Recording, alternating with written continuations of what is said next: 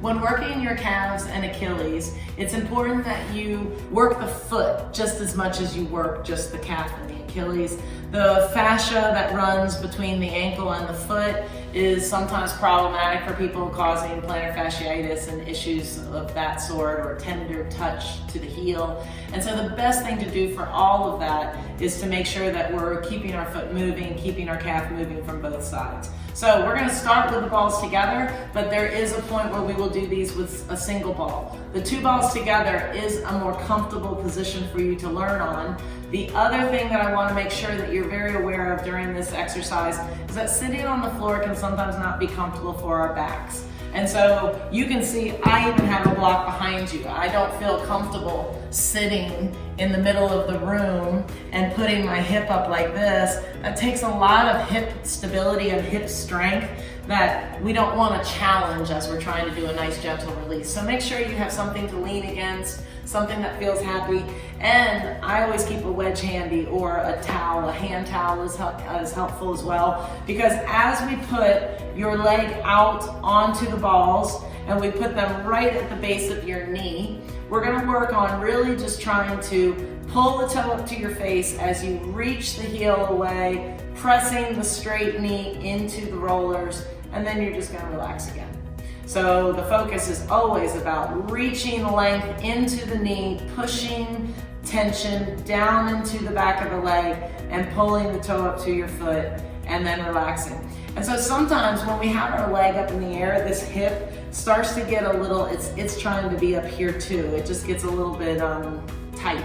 So what I find is the wedge or a nice hand towel, by shoving that under there, it allows you to push into your sits bone as you reach your heel and pull your toe to your face. So that way your hip won't feel like it's kind of guarding itself from all the work that it's doing to try and offset this different height of your leg.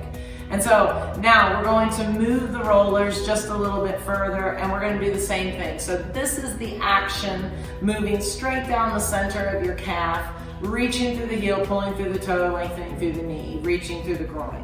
So if we were to take that track all the way down, we do the same thing all the way to the base of our ankle to where the Achilles is.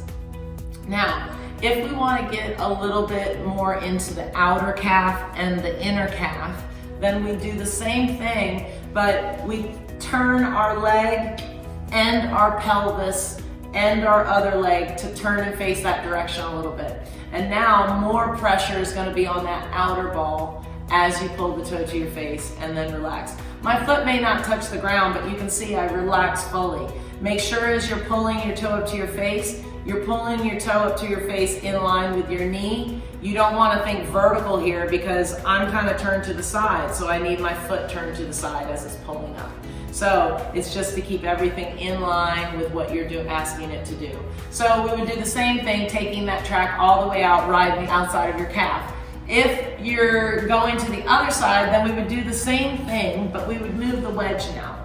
And so what we're going to do is put ourselves over to this side, and we're going to tip our pelvis and our knees and toes to point that other direction.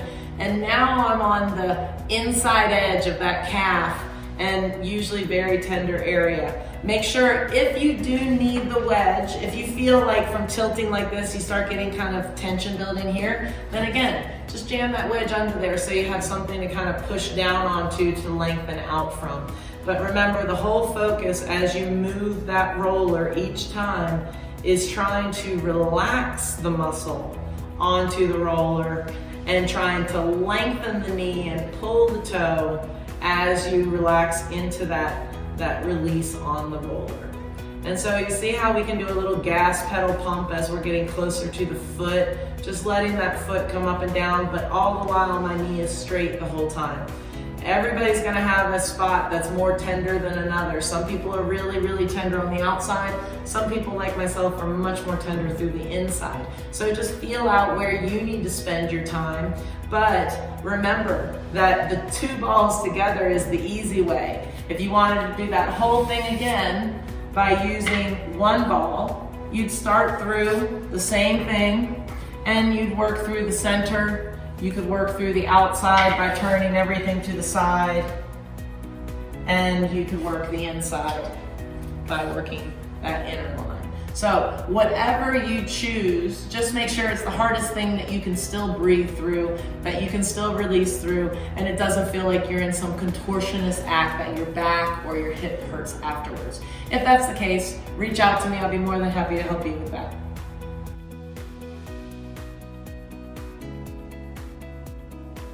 Your Achilles, I like it with 2 balls together because then you can really just focus on not falling off the end of the stick, right? It's very easy to feel like you're kind of perched and ready to fall, and we want this hip to just relax onto the floor. And so what we're going to do is try and bring that ball right down to the base of the foot. We want to start it right down at the base of our foot, and the same goal, knee straightening, toe pulling to the face. And what we're going to do is just work on rolling the toe and the knee in the same direction as we create a little bit of a friction and rub. Make sure you're not lifting this hip as you're doing it. You're actually driving that hip into the ground as you do this one to lengthen, so we don't build any hip tension.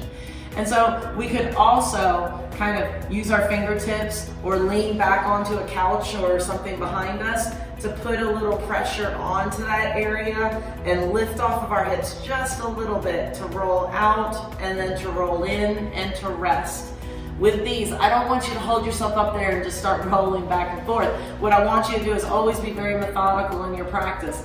Push through the palms, shoulders to the ground, back of the neck long to drive the heel out, feel the pressure, and then rest back down. You can do the same thing by turning everything and going out and in, and then the same way turning everything and going out and in. So we can work all that area around the back of the ankle into this. You could do that a little higher up on the ankle if you wanted to, but the sky is limitless. We really need to make sure that those feet, ankles, calves are moving freely so our knees, hips, and back don't suffer from them. All right, enjoy.